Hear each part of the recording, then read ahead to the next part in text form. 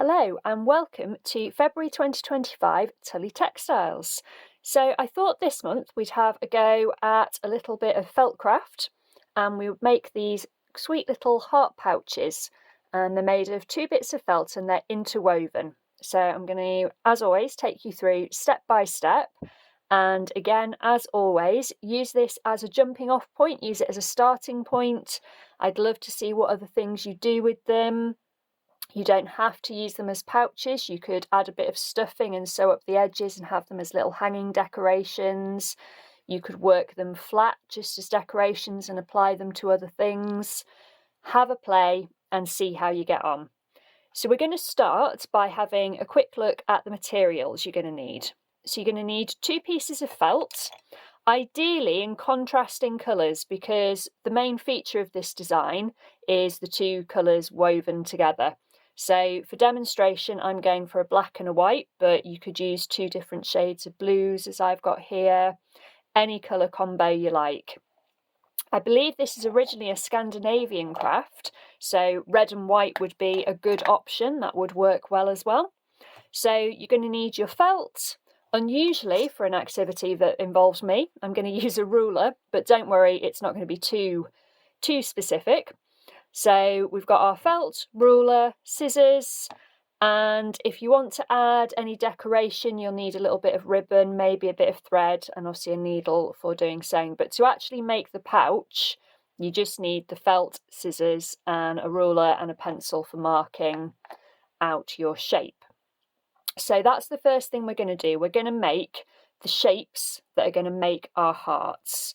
So what we're going to do is we're going to start with 2 rectangles. Now this would be kind of quite a chunky heart, it'd be a similar size to this, so I'm going to make a slightly smaller one.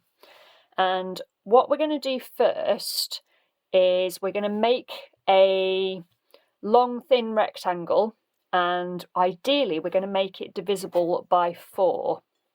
Again, because we're using felt, it's really quite forgiving, so it's not too essential. I think I'm going to have a go at a little one, so I'm going to go with 6. Now I realise that's not the most easily divisible by 4, but it's not too far off. Now normally I wouldn't use a pencil to mark on felt, but I want you to be able to see what I'm doing, so that's why I'm using that today. So I'm going to start off like that. So that's the strip that I'm going to use. And to get the nice heart shape, we're going to need a rounded bit at the top. So I'm just going to use this roll of tape, but you could use a cup, you could freehand it, use whatever you've got to hand to make that little heart shape at the top. That's probably a little bit big, so I'm going to just kind of adapt it as I go along and just take it in a little bit more. So this is going to be kind of the top of the heart, if you like, this bit here. So what we should end up with is a thin rectangle with bits on the end. Okay, now the reason I measured out the 6 will become apparent. So 6 divided by 4 is 1.5. So what I'm going to do is I'm going to fold it in half again, and I'm going to mark 1.5 centimetres. Obviously, you could make this easier for yourself. You could do it by using 8 centimetres, and then you'd only have to do 2 centimetres or whatever. Or if you didn't want to measure at all, what you could do is fold it in half, make a little mark, fold it in half again, make a little mark, and that would give you the same effect. I'm also going to make my marks at the top across where the curvy bit is. So I'm doing 6 centimetres, so we're going for 1.5. And I'm going to join these dots up, but I'm going to join them 6 centimetres. So what I'm doing is I'm making lines that are 6 centimetres long. So the lines that I'm making here are the same length as the width of my felt. Hopefully that's all making sense. So what I'm going to end up with is my piece of fabric, and I've got 3 lines, so it's divided into 4 sections, and these lines are the same as the width of the felt. Hopefully I haven't made that more complicated than I need to. And what I'm going to do is just cut along those lines with it still folded in half, like so. Da-da-da. So that what I'm ending up with is my rectangle with slits in it. And we're going to do exactly the same on the other piece. Now, obviously, it's slightly harder to mark up the black. You could be more efficient and you could do this sort of all in a oneer. So you could cut both pieces of felt at once, but I'm going to do it again just so I can very quickly go through the process again. So I'm cutting a strip of felt 6 centimetres wide, and it's as long as the bit of felt that I had, which is about 20 centimetres. So that's roughly what we're looking for. But again, don't get too hung up on the details. Now, because I've already got a pattern piece, rather than use the tape to make the curve on this one, I'm just going to use this as a guide. I'm going to use this as my pattern to cut the rounded top, which is going to make kind of the nice rounded bit at the top of the heart. As I say, the easiest way is actually to cut both of your bits of felt at once, but I want to do them separately so I could show you the process twice the fun. So again, I'm dividing this into quarters. So 6 into 4 is 1.5 gaps of 1.5. So I'm making my 1.5 marks. I realise you can't see the marks that I'm making, but trust me, they're there. That's why I did it on the white to start with.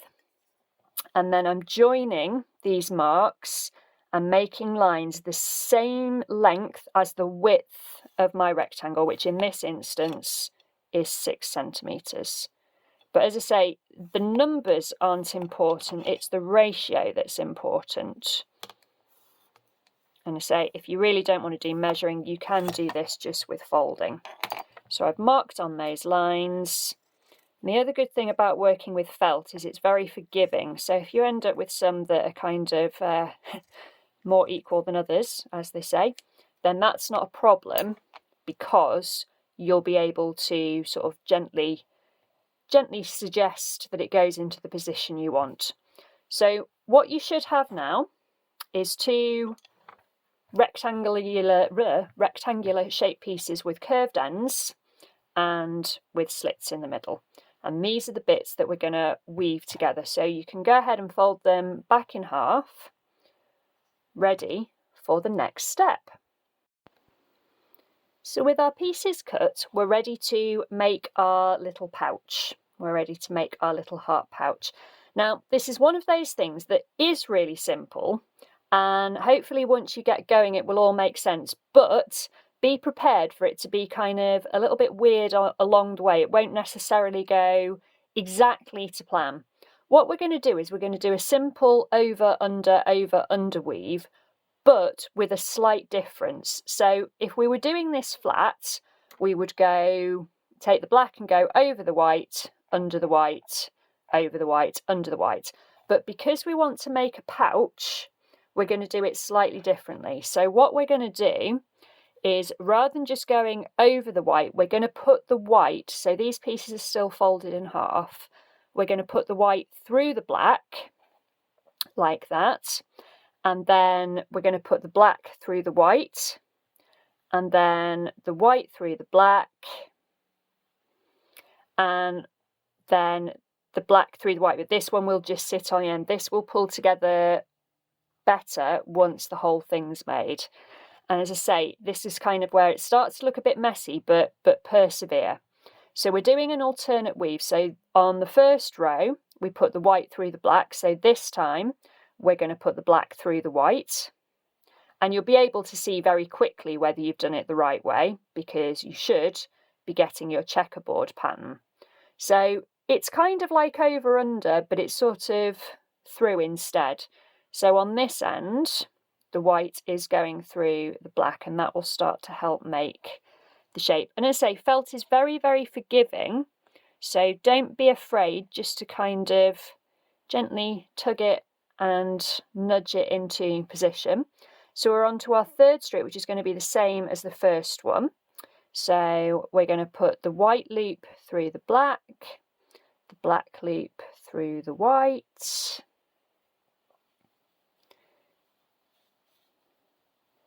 where am I up to? The white through the black, and then that one will just tuck into there. And again, say just sort of give things a little tug, remind them where they want to go. And we're on to the last one. So on this one, it's the same as the second row. So the black's going through the white loop to start with, and again just check you're getting that checkerboard pattern, and then that one's going through there, that one through there, and finally that one through there. So you will notice that sometimes you'll have these little loops tucked in. That means that it opens up into the pouch, and you can see at the moment it's a little bit wibbly wobbly, but as I've said multiple times now, felt is very forgiving, so you just get in there and gently rearrange your strips until they're doing what you want, and it should look pretty much the same on the front and the back. And that is all there is to it. So what we have now is a little pouch that we can put bits and pieces in. It's held together just by weaving those two shapes together. So it's sort of an over, under, but it's a kind of through, where you would normally go over, then you go through one, and then you just alternate that. Hopefully it makes more sense when you start doing it. And then you can add detail. So you might want to stitch a ribbon so it can be hung. You might want to put a little press stud on so it can be fastened up. You might not want to have it as a pouch at all. You might want to do some of the blanket stitch that we've done before around the edge. It really is up to you. This is a starting point as always. So have fun with it. And I've been having a lovely time reading your comments on some of my other videos. So do please keep the comments coming in. Any questions, as always, just ask. If you've got ideas of things you'd like to see for future Tullie Textiles sessions, then definitely pop those in the comments for me. But other than that, have a lovely February, enjoy your textiles, and I'll see you next month.